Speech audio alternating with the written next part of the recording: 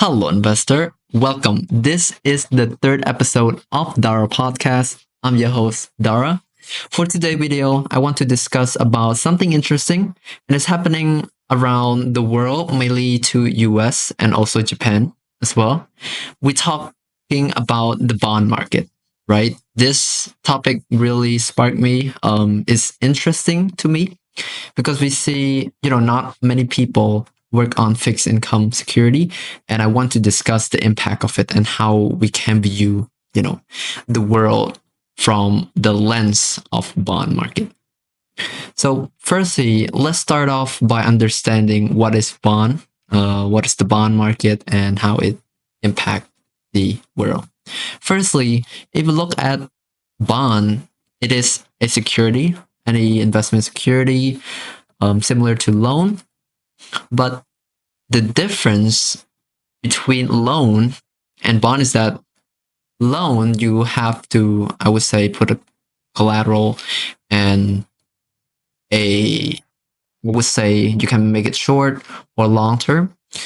And the return on the loan is varied, right? Depending on the negotiation between the two parties. On the other hand, if you look at bond, it is another fixed asset security, right? It's not a variable, like stock or any other security. You put money in and then you wait for maybe 10 years, 5 years, 20 years to get the return, right? So it's much different than any other security. So let me give you an example. Example that there are two parties, the buyer and the seller. The seller is the one who issue a bond, right? Such as government, such as bank, any financial institution, right? They issue a bond, and that bond will be bought by a buyer. Okay, let's say, seller issue a bond to a buyer. That buyer will purchase the bond on a purchase price, right? We call it the purchase price. Now, the seller, they have the opportunities to get the money, right, from the buyer. And this can be anything. It can be an investment plan, an infrastructure plan, that you kind of get the money and then wait for it to grow, right? You use it to finance your project. So that's like the main, I would say, concept of why people issue bond. They want to get the money from the buyer and finance their project. For example, the government, try to build infrastructure, try to build many things like that. We can call it sovereign bond, non-sovereign bond. So it varied, right? And you might ask, okay, then how about the buyer? Like, they just give the money for free? No, of course not. They would wait for maybe 10 to 20 years to get the money back. So it's like, you give the money to them, you wait, and then they will give you the money back, right? However, during that 10 years, that 5 years, that 20 years time, the buyer will get a what we call coupon return or yield return from the seller. So example, they buy the bond at price of 100. And the coupon rate, basically what it means is that it is a rate that the seller need to pay the buyer within a specific of time. So it can be paid per year, mostly per year. Per month is rarely, but per year, yes. And example, the coupon rate is, let's say, 2 to 5%. So every year, to 10 years, the seller need to pay the buyers $5, right? Every year. And so at the end of year 10, they need to pay the total bond, face value, we call it face value, to the buyer, right? And then that's conclude everything. So that is the, I would say, simple mechanic of how bond work in a bond market. And yeah, you can do more research about it.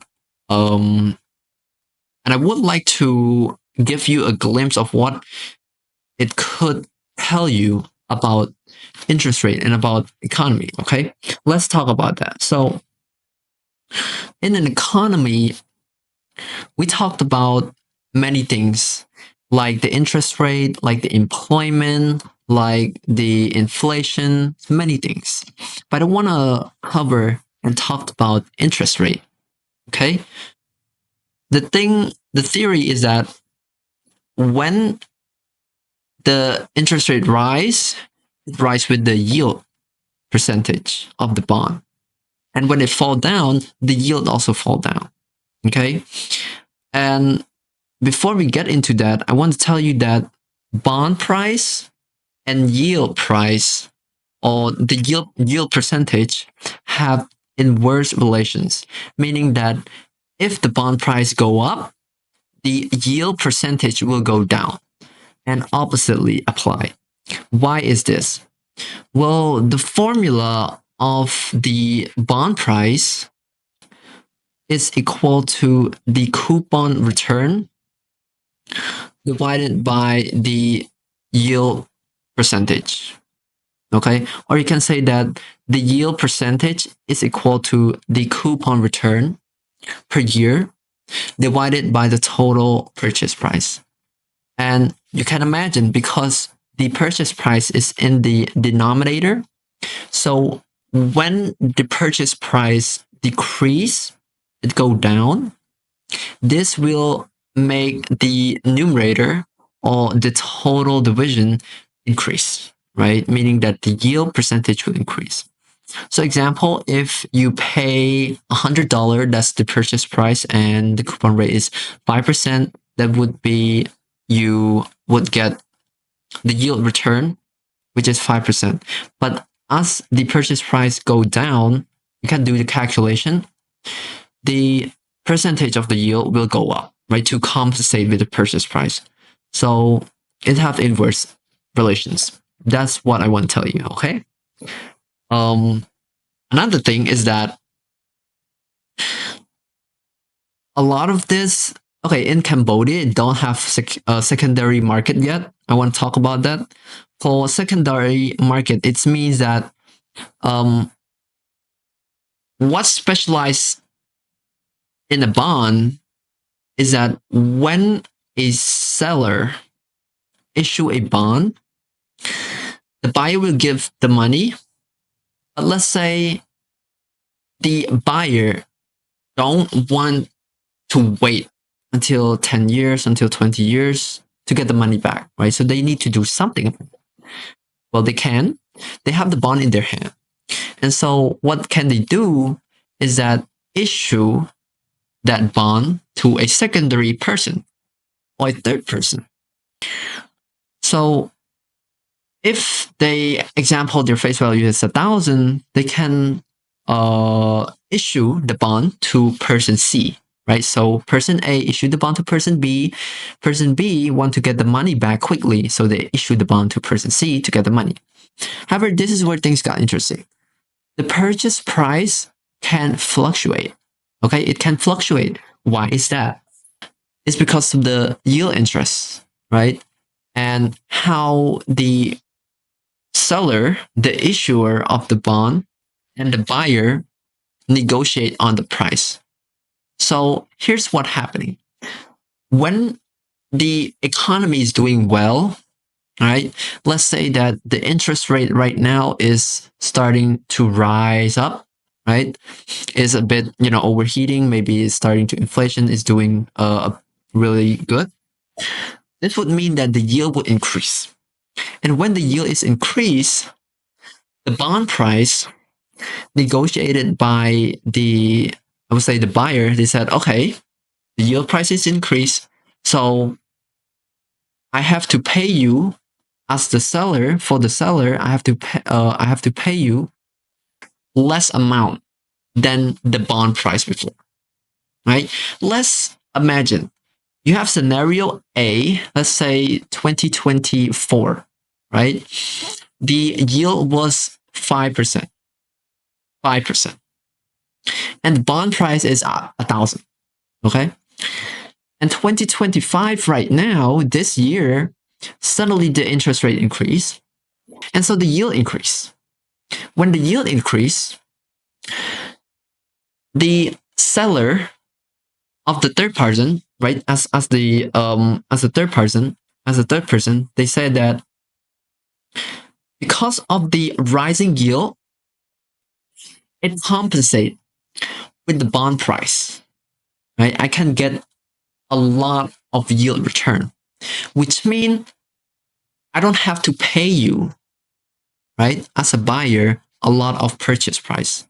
So which means 6% as a yield, I can pay you maybe 800, 700 or 900, right? This is where things apply. So when the interest rate go up, the yield will go up, but the purchase price will go down. Oppositely apply. When the interest rate go down, the buyer said, okay, all right, fine. The yield return is maybe low. I can get low money. So maybe, I can compensate with a higher return for the purchase price. It is oppositely. And that's how it worked in the economy, I believe. Looking into Japan and US, it got a situation right now, right? It's got a situation right now. The thing is that both economy have different bond price graph. So for the US, the graph is actually going down, right? It's steep, it's going down. Okay? That is for the bond price. In the Japan market, it's opposite. The bond price is actually rising. Okay? So you can think about the yield as well. For the US market, this means that, okay, the yield is right now is starting to increase. And for Japan, it's starting to decrease. Okay, you can see it in that book. And how do you actually see bond yield with the economy of a country? So you can link this with the interest rate that I talked about earlier, right? With the US right now, because, example, let's take the US, right? For the US, because the bond price is going down, the yield price is going up. So if we link it to the interest rate, we might say, okay, the interest rate is increasing, right? It's going up, it's surging. So what are the consequences of this?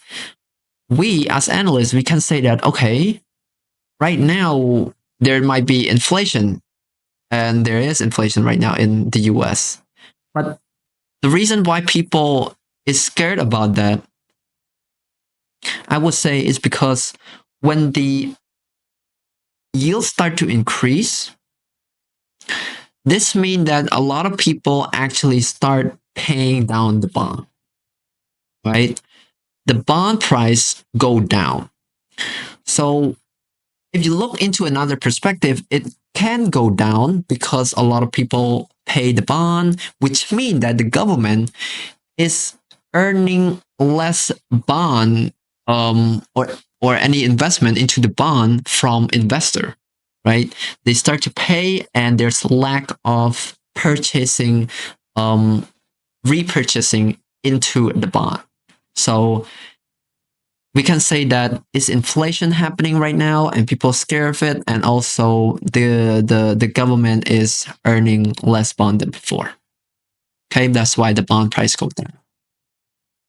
It also linked with demand and supply. You can say that the demand for bond, people buying bond in the US is going down. That's why the demand is going down. The price is going down. The supply is more than the demand. So that is in the case of the US. In the case of Japan, it is much different. Why? Well, the history of Japan is this. Back in the bubble, the falling of golden age, right? The IT bubble collapse.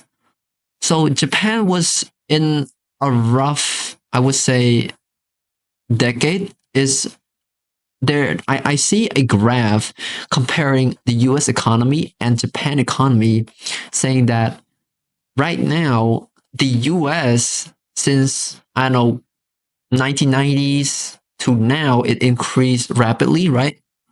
Or we can just compare with other economy, it's rise, right? If you compare to Japan, it stayed the same. I'm not saying that it's flat the same, but it's kind of go up and down and up and down. It's like consolidating, right?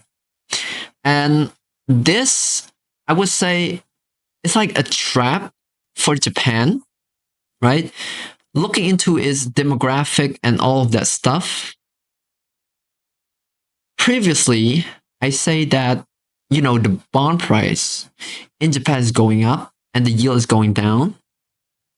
The yield is going down, I believe, is because mainly the Japan government and bank trying to keep low interest rate so that a lot of people can borrow.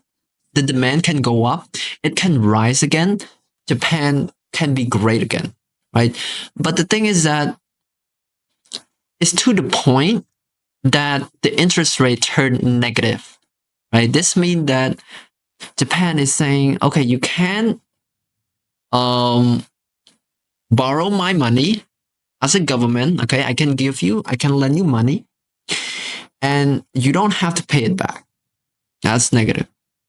And so, even to that point, the Japanese people, I would say the demand is not really surging high compared to other countries.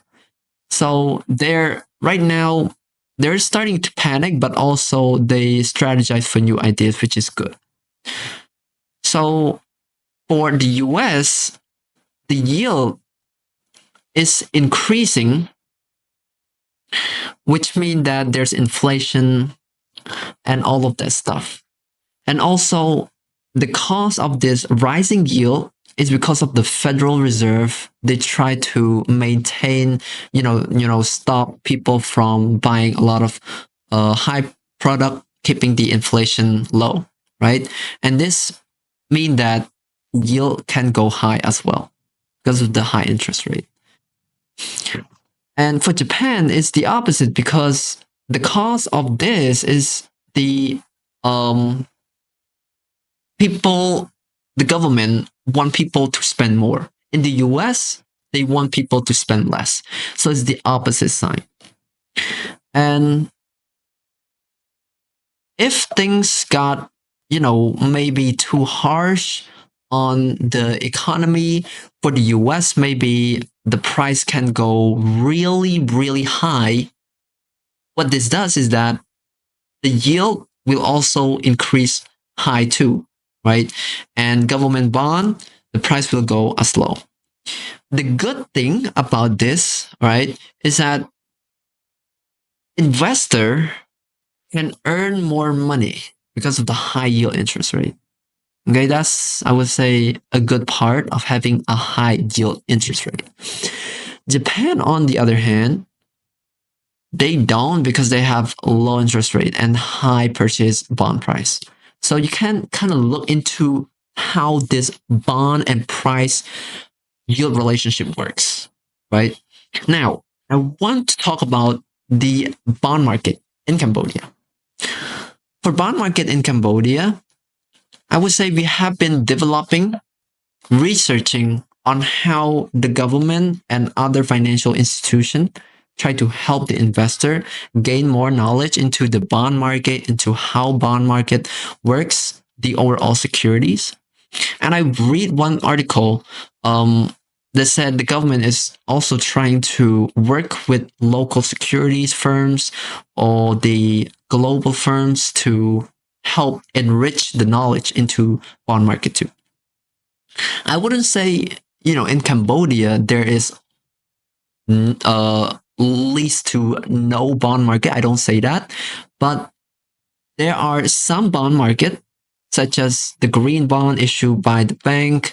You can see the sovereign bond, the debt, right? So this link up to what I say in the first episode of my podcast. If you haven't checked it out, you can go and check it out. I talked about the investment in Cambodia, where government and the bank, overall financial institution, they need to expand this human capacity into investment, right? Because we're lacking into those part. So maybe, give a lot of training program, a lot of exercise activities into how they can contribute, right, to society, and also the market too. They can learn about that. Now, yeah, it's great that they have been doing it. I'm actually happy to see that most security firms, they have the achievement of bond issuance, debt issuance, right? So it's kind of that similar fixed income securities where you need to learn about and how this impact the interest rate. Now in Cambodia, I don't believe that there is a secondary market for bond yet. Um, yeah, I don't believe there is one. There's primary market where we can get from the government, the exchange. We can do trading, right, for bond. So that is a great thing, right? We can say that. Now, what the risk that investor might get in Cambodia, if we go to that point, I don't believe it is that high, because I believe that in Cambodia, bank, institution, government, they have the money and the resources to pay you as an investor of the bond. However, the mechanic of the how the bond can work, like call option, like put option, is still lacking. So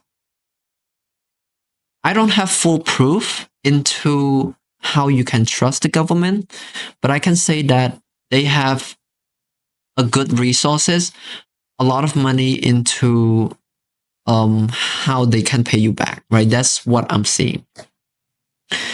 And yeah, for other countries, bond market and the fixed income security, it have been used by a lot of investors into how the economy flows, right? Like, if the bond price go up, the interest rate might go down, a lot of that stuff, right? And, Federal Reserve, of America, they actually love this because they can testify and look into how the bond market actually work, and they can set up the interest rate. So if it starts to rise up, maybe it can drop the interest rate to go down, right? That's the thing. Here's another viewpoint you can look.